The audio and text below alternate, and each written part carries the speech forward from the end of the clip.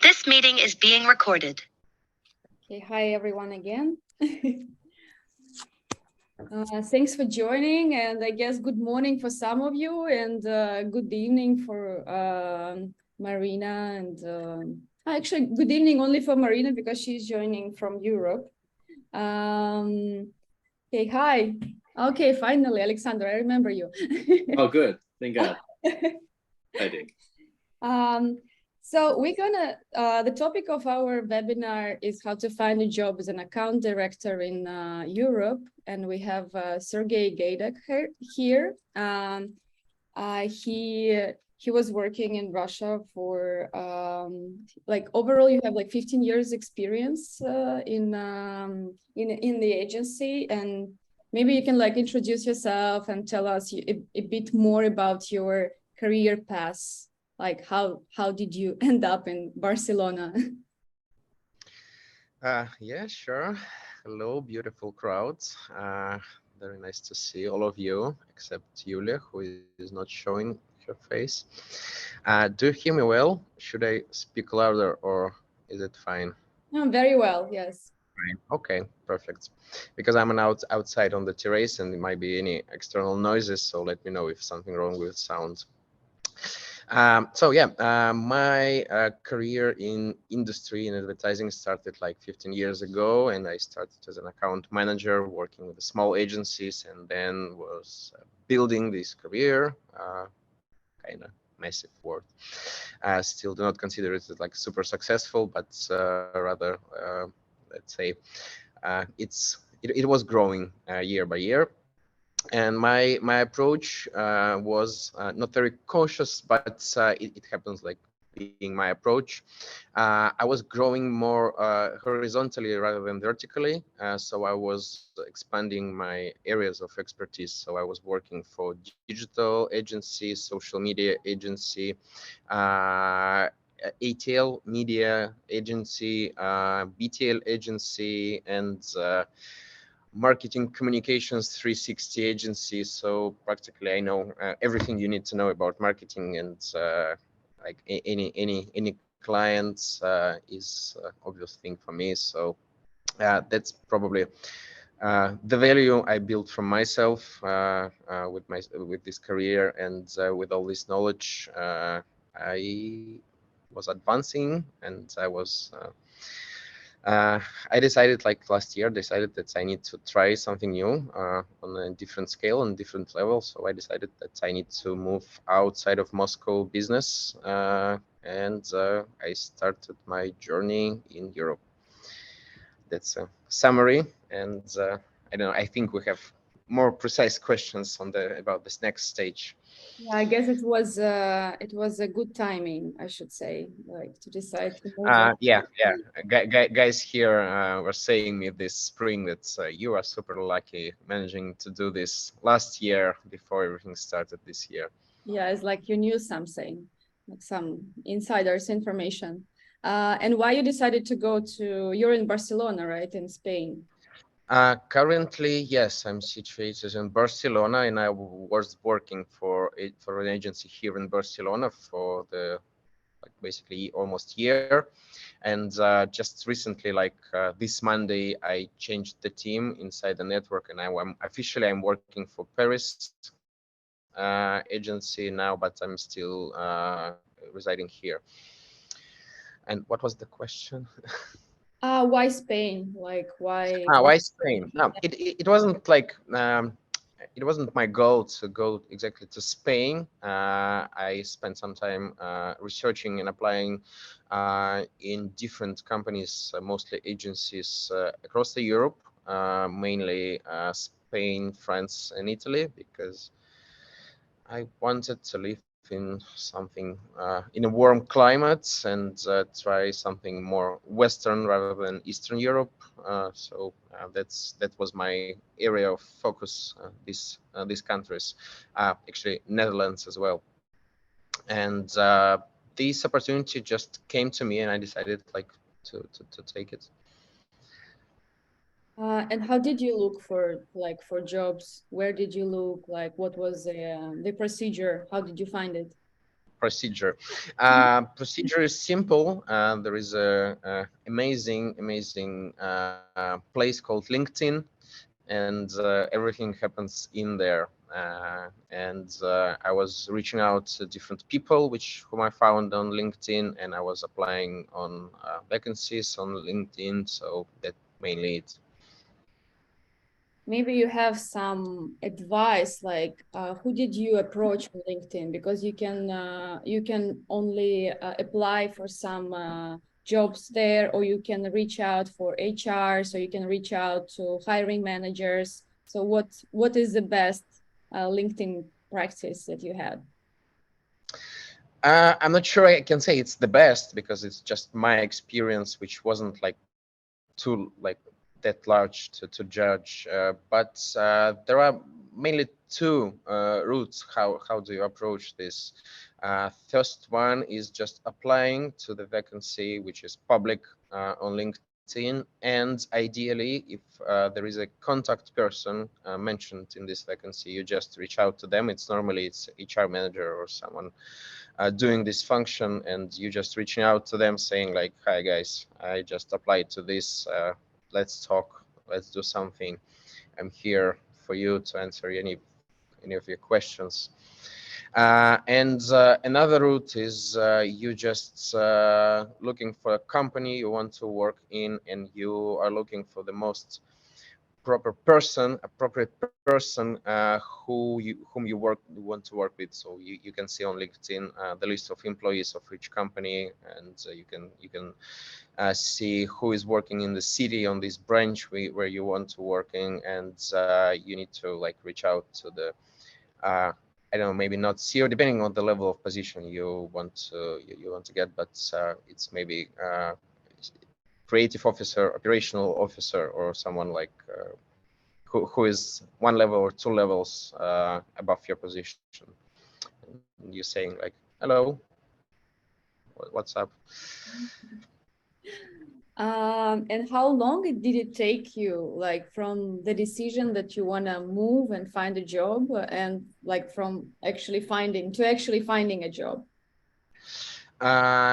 It took the first step when I started applying and contacting people, and it took me 1 month before these people from the agency where I was working contacted me back, and we started our conversations, our meetings and so on. And then after that, it was like 3 weeks or so with interviews, negotiations, and so on, and then that's it. So mainly it's like 2 months, the first full circle. But I wouldn't take this as a like representative example of how people are actually finding jobs here. It's normally it takes much longer. Yeah, it was just coincidence. Yeah, we want to know about your experience. And I was also thinking that I never heard someone finding a job like abroad and moving in like 2 months period. This is like super fast. I don't know, what do you think, what was your advantage? Because I guess there are a lot of candidates like from Russia, from Ukraine, from like Eastern European countries applying to Europe. And what do you think was your advantage? Maybe like it's a strong portfolio, like why they took you so fast? And yeah. I would say there are two major points here. One of them is what you call my advantages. Yes, I had a like very relevant experience to work exactly on this position here, because there are 3 factors inside this point. First one is I was working for the same client back in Moscow, the same company. So I know the system, I know their expectations, I know ways of working and so on. So it's just simpler to plug in such person with such experience. Диля, неужели? Is it you? Or maybe it's coincidence as well. So sorry. The first one is yes, relevant experience with the client. Second one is me being a Russian speaker, and on the client side on this position, the key stakeholder is a Russian person, so they needed someone who will speak the same language with them. My maybe willingness to go, I was like very open to come. Actually, I came here for interviews like face to face, not online, so they appreciate my intention. But the second point, which probably more important than me in this case, it's their urgent need in the person on this position. They were quite desperate and they needed someone to fit in like super quickly, and that's why the process didn't take long. They just interviewed several people, found the perfect one out of them, and didn't spend more time, didn't waste any other time like searching for other even more ideal candidates. That's. I think the third factor is luck as well. It's what I call like coincidence. Like you have those factors like on my side, their factors on their side. It's like you need to find the right place, but in the right time. Then it just works quickly. Agree. What are the key differences that you find? Because you were doing a similar job back in Russia. So what are the key differences between like doing this job in Russia and doing this job in Spain?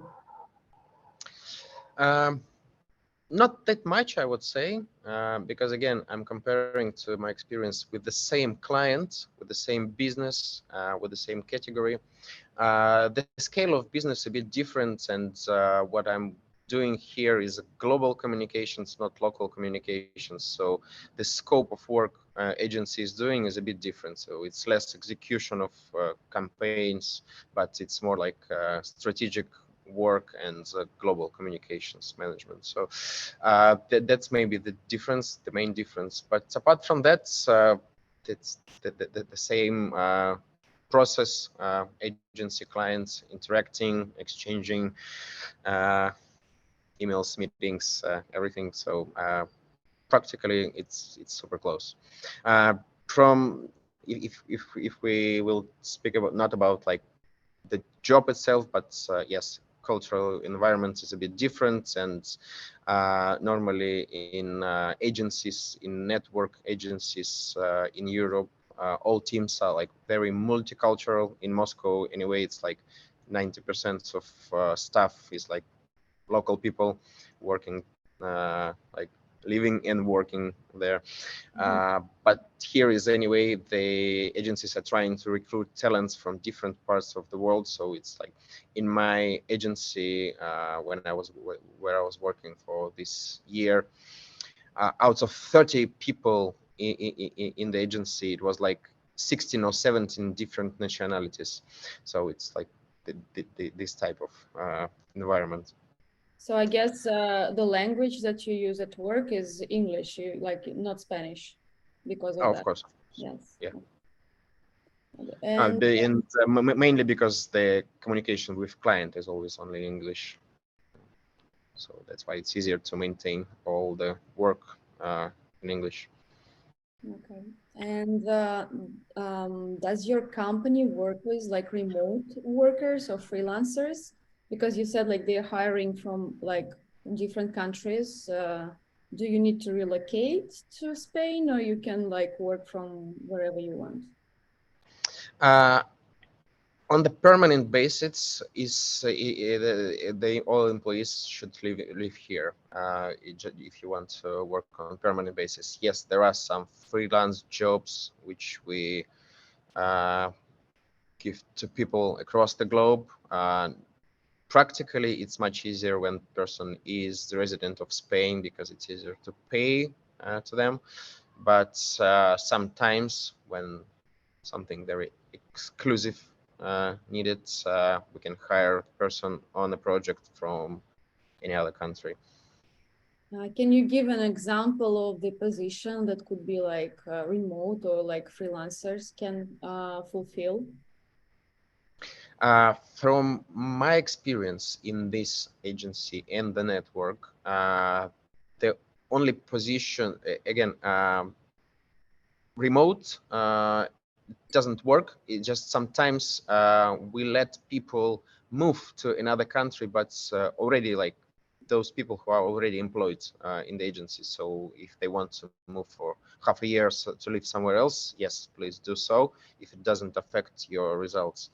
But what we do as a remote is just freelance jobs. And for us, for this type of agencies, creative agency, it is only design jobs. So like different types of like illustrations, 3D modeling, or this type of jobs. Okay. And who did the documents? I guess, like, how about the documents if you like decide to move? And I guess a lot of people are interested in how to receive the residency or like work visa. How does it work in Spain? It is quite complex in Spain, but I was lucky and company supported me with this process. So they practically took all this legal process in their hands. They have a partner legal company who was supporting my relocation, receiving permission and applying for visa and so on. So I was doing only necessary stuff which only the person can do, but all the rest was done by this company. And do you know how much it cost for the company approximately? Like how much did they spend for your like, documents and? I do not know exact number, and I don't think if I would know, I would be allowed to say this, but I assume it's something between like 5 or 8,000. Yeah, because I euro. guess if the person wants to do a visa themselves, like they need to go to like immigration lawyer, and immigration lawyer will cost like some estimate, so from 5 to 8K euros. No, in Spain it's quite specific. You cannot like just apply for work visa out of nothing. Like you need to have a reason to. I mean, if you have have this. a contract and everything, just your company doesn't want to pay for your lawyer, for people to know how much the lawyer can cost. Like this. That's more. I have no answer on this. Did you have any like problems in your like job, like problems you faced in Russia and that you wanted to get rid of, and that like you got rid of in Spain? Like what is easier in Spain? What is like different? You mean job related or Job overall related, life related? Job related, yeah. Job related. What I was. I would not say like there was something in Russian agencies which I wanted to get rid of. Like it wasn't like that. Maybe just in my case, I was working a lot with very different clients, and some of them were like local businesses, and probably I was quite happy not working with them anymore. Because it's more clear and straightforward, even if it's more complex and actually hard to work with the global clients, global businesses. But there is more sense in it rather than spending time and your nerves on local businesses which are not paying enough for this. I kind of can relate to that actually. I understand you like what you mean very well.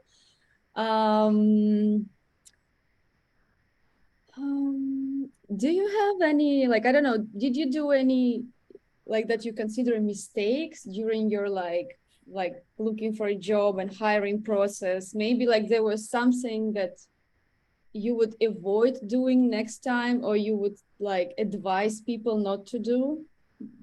There were some things like, I don't know, you felt like you should not have done. I think your sound. But say two things, but I would not say sorry, can you hear me? I lost you for a sec, but now it's better. Okay, okay. Now it's okay. Okay. I would say two things, but I would not say I regret that I've done it or I didn't like push enough or so. It's just maybe like if you want an advice from my experience. First thing is if you have a purpose to find a job somewhere, if you have like your career path, you have your reasons, take your time. And I know now we have this session because people, it takes a lot of effort for people to find a job, and there is not that much opportunities open for this community. But anyways, I would say do not like do not take the first opportunity you have. Just take your time, and maybe you will find something more appealing for you and for your career. And because I know it's tempting, and that's exactly what I did. Like you have this offer, you signing it, and you're already like here at the new job, at the new ecosystem, and probably there are other opportunities which are suitable for you, like more suitable for you. And another thing is also, I might sound like a bit mean, but when you do your negotiations, when you're already like on track with the company, you probably can try to get better conditions. Because it's continuation from my first point. Like do not take the first thing they give you. Like take your time, maybe push a bit, but of course you need to evaluate the risk. If you're pushing too much, maybe you will lose everything. But apart from that, I don't know, maybe it's just me not being very much regretful. So no major things which I would change. But going back to the first thing that you said, that not to take the first opportunity that comes, isn't it easier to change jobs when you're already in the market rather than like move from somewhere? Especially like moving from Russia is always like a big challenge for most of the people. So that's why I guess you and like probably other candidates also, like they really take the first opportunity that comes, because it's like it's an opportunity. And like for me, I think that it's going to be easier to change your job while you're already there. Do you understand like what I mean? I was thinking like that. On two things. First, job which you want. Are you all frozen? Is it just me? Now it's working again. Okay.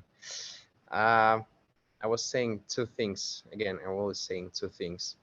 First is it depends on your current job. If you have something to lose right now, if you have just find job like in a city you live in, and you want to change it because you want to explore something new and so on, maybe it's worth keeping decent job which you have for some time before any like more sweet opportunity comes to you. And another thing is, I would not say it's really helps you a lot if you have short-term experience in another country, and it doesn't help you a lot to find a new job being in this country. It will help a lot when you have like 2, 3, 4 years of experience in this kind of environment, in this international business, or in this type of business, or in this country, or you know language of this country or so. So this might help, but short-term experience, I would not say it helps a lot. And if you put together both factors, this may make sense. Okay. And let's talk about like the daily life in like Spain and Barcelona, what you like about it, what you don't like, what is like easy for you, what you hate. Like, for example, I had this, I lived in France for 3 years, and I hated that no restaurants are working from like 2 p.m. until 6 p.m. So if you like really die and you want to eat, you can go only to McDonald's because it's the only restaurant that is open. Like I hated it, and everything is closed on Sundays. So after Moscow, like it's super difficult to adapt to it because you used to like everything is open like 24 hours. So like tell us about, I don't know, like for example, finding an apartment, or what you like about it, what you don't like about daily life. You're absolutely right. Referring to France, the same happens here. If nothing works on Sundays, not even McDonald's sometimes, and it is a huge bureaucracy and laziness overall. To set up your life, you need to face all this type of obstacles they put in front of you, and finding a flat, an apartment is hard, takes time and expensive. Um, um, Setting up all your documents, actually doing like your all official paperwork here, being like not only resident of country but city residents, all your medical insurance stuff and so on. It takes a lot of effort to manage this. But once it's done, and if you have like certain support from your company with this paperwork we discussed before, it is gone, and while you're not like moving to another apartment, this period you will be quite fine.